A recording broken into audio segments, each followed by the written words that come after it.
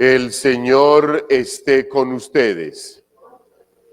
Proclamación del Santo Evangelio según San Mateo. Por la señal de la Santa Cruz de nuestros enemigos, líbranos, Señor Dios nuestro, en el nombre del Padre, del Hijo y del Espíritu Santo. Amén. En aquel tiempo dijo Jesús a sus discípulos: os aseguro que difícilmente entrará un rico en el reino de los cielos. Lo repito, más fácil le es a un camello pasar por el ojo de una aguja que a un rico entrar en el reino de Dios. Al oírlo, los discípulos dijeron espantados: entonces, ¿quién puede salvarse? Jesús les quedó mirando y les dijo: para los hombres es imposible, pero Dios lo puede todo. Entonces le dijo Pedro: pues nosotros lo hemos dejado todo y te hemos seguido. ¿Qué nos va a tocar? Jesús les dijo: os aseguro, cuando llegue la renovación y el Hijo del Hombre se siente en el trono de su gloria, también vosotros, los que me habéis seguido, os sentaréis en 12 tronos para regir a las tribus de Israel. El que por mí deja casa, hermanos o hermanas, padre o madre, mujer, hijos o tierra, recibirá 100 veces más y heredará la vida eterna. Muchos primeros serán últimos y muchos últimos primero.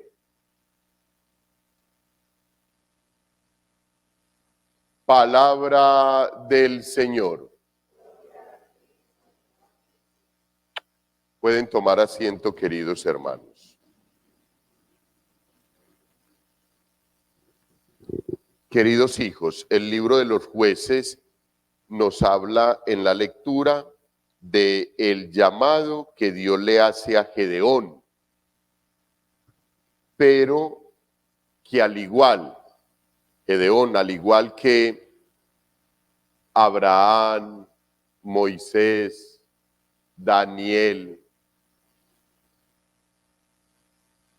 todos en algún momento de la vida hemos escuchado la voz del Señor. Samuel en el templo. Samuel dormía en el templo y todavía no escuchaba la voz del Señor cuando el Señor lo llamó, y por eso lo llama 3 veces. Jonás se cansó de escondérsele al Señor hasta que en algún momento no tuvo más de otra que aceptar la voluntad del Señor. Nosotros también, queridos hermanos, son cualquier cantidad de ocasiones las que nosotros podíamos tranquilamente sentarnos, escribir o grabar, contando las veces que el Señor nos ha llamado y la cantidad de excusas que nosotros le sacamos al Señor. La cantidad de excusas.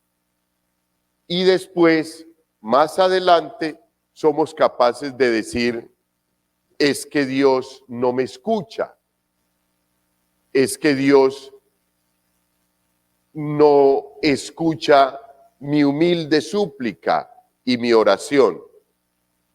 Queridos hermanos, con toda seguridad, hijos, yo me le escondí al Señor 15 años, si no fue más, porque es la fragilidad del ser humano, es la debilidad del ser humano, estar huyendo porque la presencia de Dios te quema y quema todas esas situaciones que están en tu entorno y que tú siempre vas anteponiendo al encuentro con el Señor.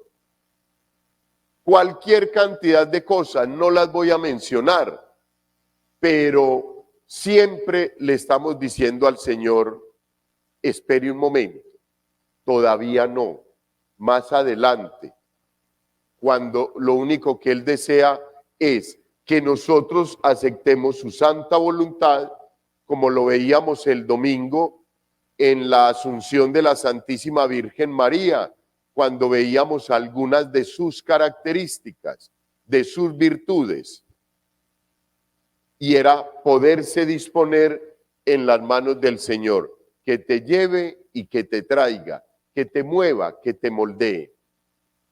Hoy, en esta lectura, Gedeón también le dice, perdón, si el Señor está con nosotros, ¿por qué nos ha venido todo esto? No entiendo. Es real, queridos hermanos.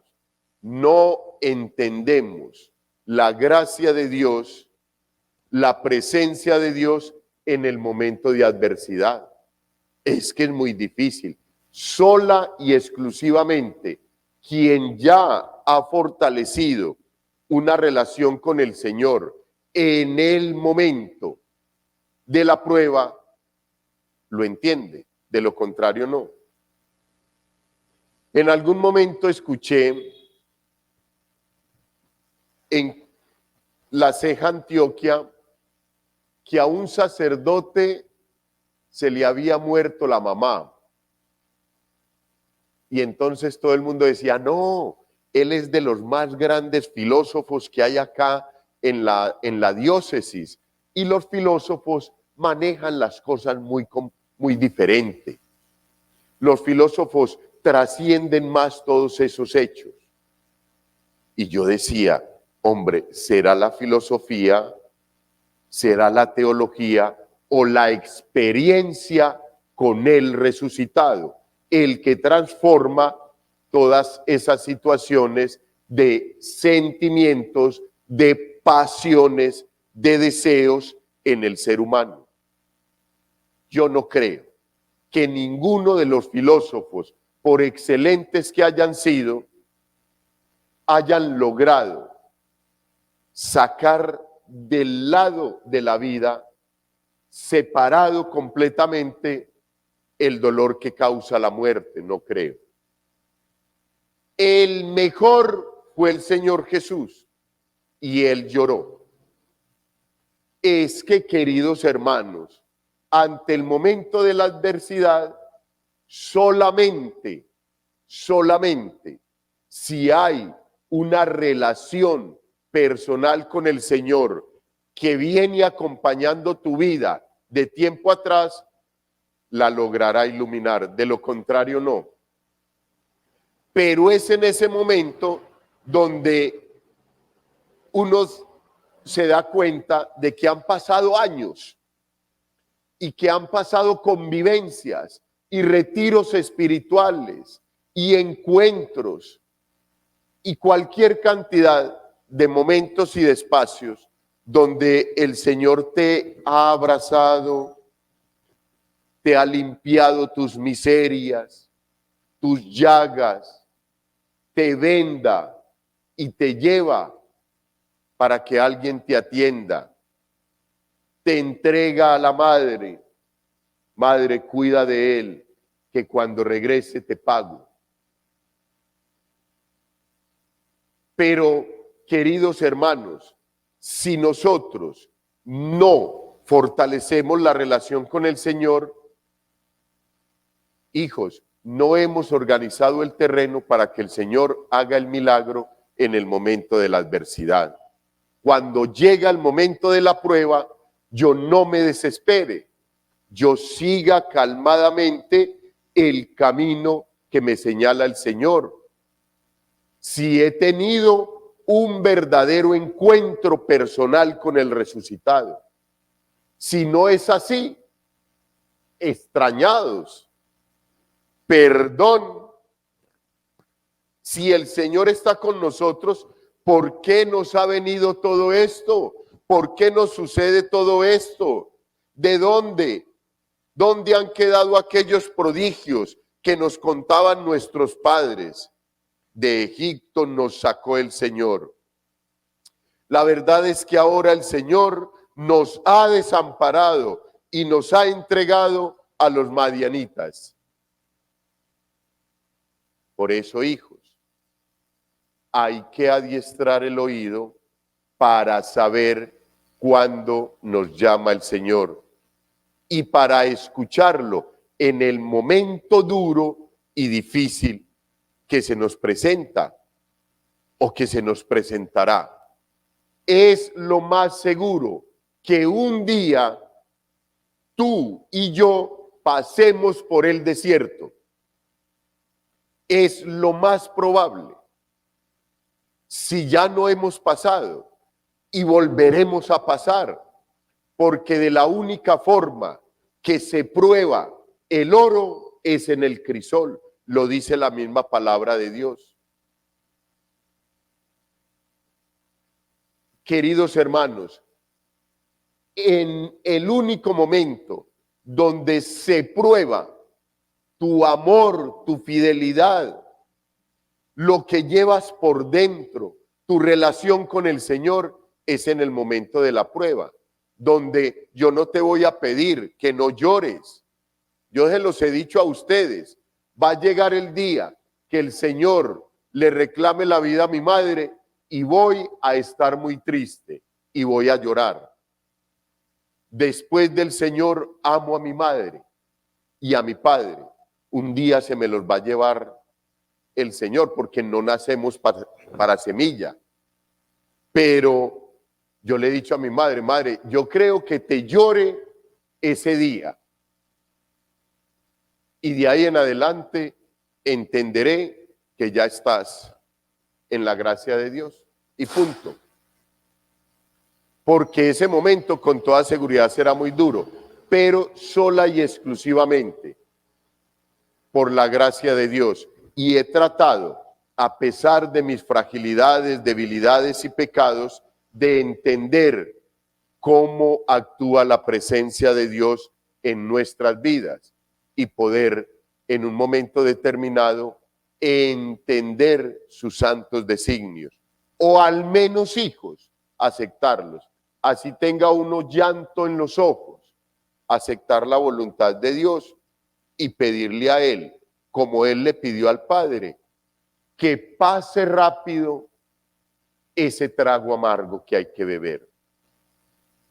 Pero lo que no sería aceptable es que uno se desdoble y uno todavía comience vida berrionda, pero es que no tiene sentido, hijos, no tiene sentido.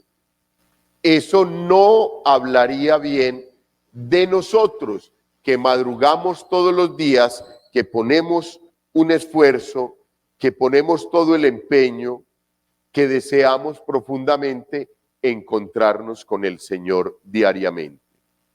Y queridos hermanos, el Evangelio nos habla de algo muy importante que nosotros hemos escuchado desde muchos años atrás. Siempre hemos escuchado decir: más fácil pasará un camello por el ojo de una aguja que un rico se salve. Hijos, pero no es el rico material y físicamente solamente, sino aquel rico que, aún no teniendo bienes materiales, se ha llenado de orgullo, se ha llenado de soberbia, se ha llenado de falsa humildad. Todo eso no te dejará entrar por el ojo de la aguja.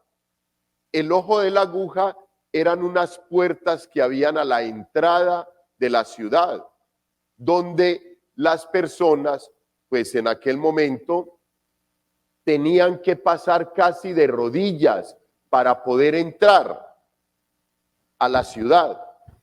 A esas puertas se les llamaba la aguja. y cuando llegaban los viajeros con los camellos, era más complicado hacer arrodillar el camello, casi que tenderse en el piso, arrastrarlo para que pudiera pasar la puerta. Por eso es el dicho, más fácil pasará un camello por el ojo de una aguja que un rico se salve. Porque por lo general las personas que tienen muchos bienes materiales tienen el corazón dividido y entonces no fácilmente van a encontrar la puerta para pasar a la presencia de Dios, porque tienen muchas preocupaciones. Pero hay otros ricos que no teniendo bienes materiales, Dios les ha concedido un hijo, un esposo, una esposa, y viven apegados ahí y creen que ese es Dios, y no es así. Y muchas veces, por no saber distinguir la bendición de Dios en un esposo o en una esposa, en un hijo o en una hija, no somos capaces de seguir el camino del Señor. Están puestas las personas más amadas en nuestra vida como medios, no como fines. Las personas y los momentos y las situaciones y las cosas más especiales que Dios nos ha regalado, pues son los medios más auténticos para que nosotros nos santifiquemos y nos salvemos. Y nosotros los vamos considerando dioses, no hijos. Por eso es que se vuelve más complicado entrar al reino de los cielos. Porque llevamos tanta cosa que no cabemos por la aguja, ni agachándonos cabemos. ¿Qué nos dice el texto bíblico? Ligeros de equipaje. ¿Qué nos decía el Señor hace unos días cuando mandaba a los apóstoles a evangelizar? No lleven para el camino sino un bastón y una túnica, no más. Y nosotros, a medida que vamos andando por el camino, nos van dando una cosita, vamos consiguiendo otra y nos llenamos de tanta cosa que llega un momento donde no podemos caminar. De tanta cosa que llevamos, es mejor sentarnos acá a esperar que llegue el último día porque no soy capaz de caminar. Y ahí es donde uno tiene que pensar en la bendición. Como el pueblo de Israel, nosotros nos alejamos de Dios. Dios nos bendice y en el momento de la abundancia y en el momento de la prosperidad y en el momento de la felicidad, tanta cosa que llevamos por todas las bendiciones que Dios me ha regalado, no me dejan caminar. Por eso es que la invitación es a que no te quedes con todas las bendiciones que Dios te ha regalado, que las multipliques, que las compartas para que tú puedas caminar tranquilamente. La mayoría de los santos que han hecho, queridos hermanos, han utilizado las bendiciones de Dios, claro, y entonces ¿cómo iban a construir hospitales, monasterios, hilasterios, templos? San Juan Bosco construyó el templo de Turín, consagrado a María Auxiliadora. Vale millones y millones y millones de pesos. Y él apenas tenía como 3,000 moneditas, algo así. Le encomendó la construcción a la Santísima Virgen. Ella se lo ayudó a construir por la gracia de su hijo. ¿Y el qué tiene? Nada. ¿Con qué se quedó San Juan Bosco? Nada. Todo lo dio, todo lo trabajó, todo lo entregó a los pobres, a los jóvenes, a los muchachos. Porque saben, entienden los santos que el camino con el Señor hay que caminarlo sin tanta cosa. Hijos, eso no lo hemos entendido nosotros. Por eso nos cuesta un poquito más. Eso es lo que el texto bíblico hoy nos quiere decir en el Evangelio. Y miren cómo termina, hijos. El que por mí deja casa, hermanos, hermanas, padre, madre, mujer, hijos, recibirá 100 veces más y heredará la vida eterna. Esta partecita nos dice que no hay nada que esté por encima de Dios.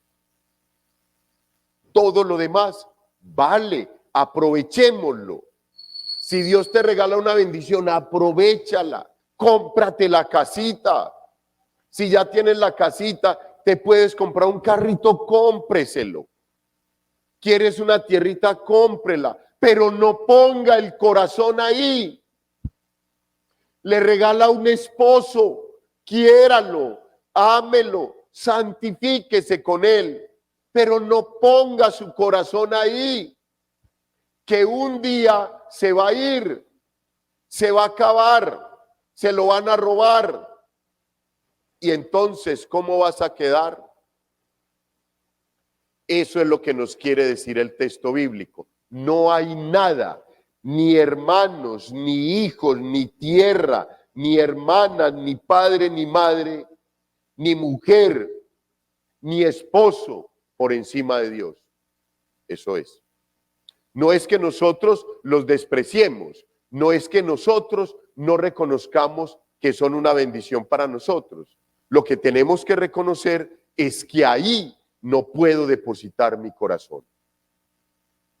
Mi corazón debe estar en el corazón del Señor Jesús. Gloria al Padre, al Hijo y al Espíritu Santo.